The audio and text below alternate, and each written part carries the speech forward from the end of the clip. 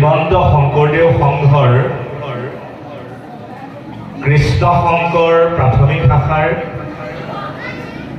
22 সংখ্যক প্ৰতিষ্ঠা দিৱসৰ লগত সংগতি ৰাখি দিনৰ ভাগত আয়োজন কৰা শ্ৰীমদ ভাগৱত শাস্ত্ৰ পাঠ আৰু ব্যাখ্যা অনুষ্ঠান আৰু নিশাৰ ভাগলৈ আয়োজন কৰা পবিত্ৰ ভাওনা প্ৰদৰ্শনৰ এই প্ৰাকখনত সমবেত হোৱা শ্ৰীমন্ত শংকৰদেৱ সংঘৰ জোনাই জিলা শাখাৰ এই আঞ্চলিক শাখাৰ এই প্ৰাথমিক শাখাৰ পৰম সন্মানৰ পাত্ৰ বিষয়ববীয়া বাপ আৰু আইসকল, এই অনুষ্ঠানৰ সূত্ৰধাৰা শ্ৰদ্ধেয় ফুকন বাপ, আজিৰ এই ভাওনাৰ নাটখনি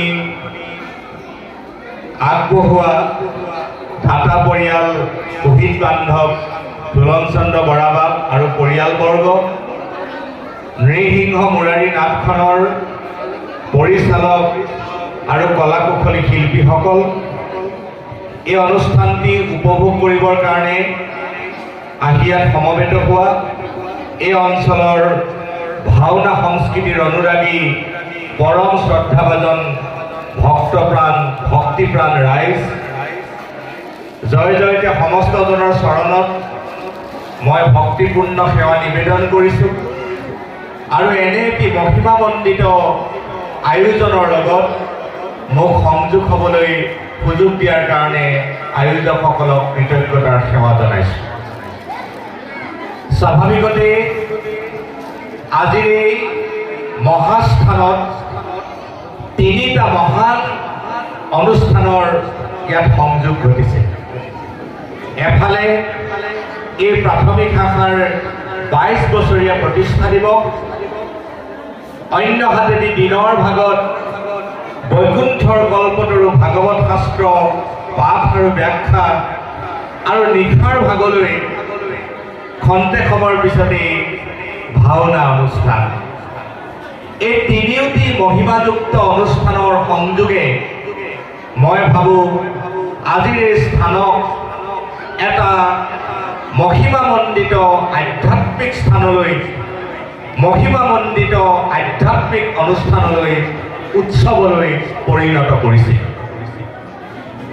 মই বৰ দীঘলীয়াকৈ বক্তৃতা দিব নোখোজোঁ, আপোনালোকে নাট উপভোগ কৰিবৰ কাৰণে আহিছে, কিন্তু দায়িত্ব অকণমান দিছে যিহেতু মাত্ৰ কেইষাৰমান কথা মই অৱগত কৰিব বিচাৰিছোঁ।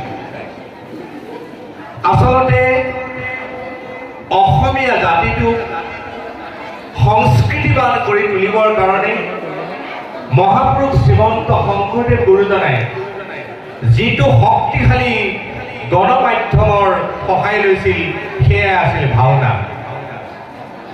ভাওনাৰ মাজেৰে অসমীয়া জাতিক আধ্যাত্মিকভাৱে, সামাজিকভাৱে আৰু সাংস্কৃতিকভাৱে গুৰুজনাই শক্তিশালী কৰিব বিচাৰিছিল।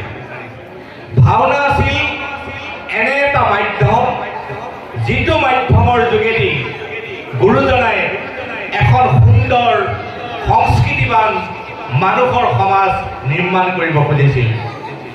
আপোনালোকে বহুতে জানে, আজি যেনেকৈ এই কীৰ্তন ঘৰ বা নামঘৰত একেলগে সকলোৱে বহি নাট উপভোগ কৰিবলৈ আহিছোঁ, তেনে এটা পৰিৱেশ পঞ্চদশ শতিকাত শ্ৰীমন্ত শংকৰদেৱ গুৰুজনাৰ সন্মুখত নাছিল। সেই সময়ত মানুহবোৰ একেলগ হ'ব পৰা পৰিৱেশ নাছিল। জাত পাতৰ কাৰণে, বৰ্ণবাদী চিন্তাৰ কাৰণে, জাত্যাভিমানৰ কাৰণে মানুহবোৰ চেদেলি ভেদেলি হৈ আছিল। এটা সম্প্ৰদায় আন এটা সম্প্ৰদায়ৰ পৰা দূৰত থাকিব লগা হৈছিল। এখন সমাজ আন এখন সমাজৰ পৰা আঁতৰি থাকিব লগা হৈছিল। এটা গোষ্ঠী আন এটা গোষ্ঠীৰ পৰা দূৰত্বত অৱস্থান কৰিব লগা হৈছিল। তদুপৰি মানুহক জাত পাতক কেন্দ্ৰ কৰি কৃষ্ণ কথা শুনাৰ, হৰি কথা শুনাৰ, ৰাম কথা শুনাৰ অধিকাৰো সেই সময়ত মানুহক দিয়া হোৱা নাছিল। তেনে এটা সময়ত মহাপুৰুষ শ্ৰীমন্ত শংকৰদেৱ গুৰুজনাই ভাওনাৰ মাজেদি একেলগে হৰি কথা শুনিব পৰা, ৰাম কথা শুনিব পৰা, কৃষ্ণ কথা শুনিব পৰা, নিজৰ মুক্তি আৰু মোক্ষৰ পথটো নিজে বাছি ল'ব পৰা এটা পৰিৱেশ ভাওনাৰ মাজেদি মহাপুৰুষে নিৰ্মাণ কৰিবৰ কাৰণে যত্ন কৰিছিল। আপোনালোকে ভাবি আচৰিত হ'ব, মহাপুৰুষ শ্ৰীমন্ত শংকৰদেৱে ভাওনা সংস্কৃতি আৰম্ভ কৰিছিল শ্ৰীহীন যাত্ৰা নাটকেৰে। শ্ৰীহীন যাত্ৰা নাটকত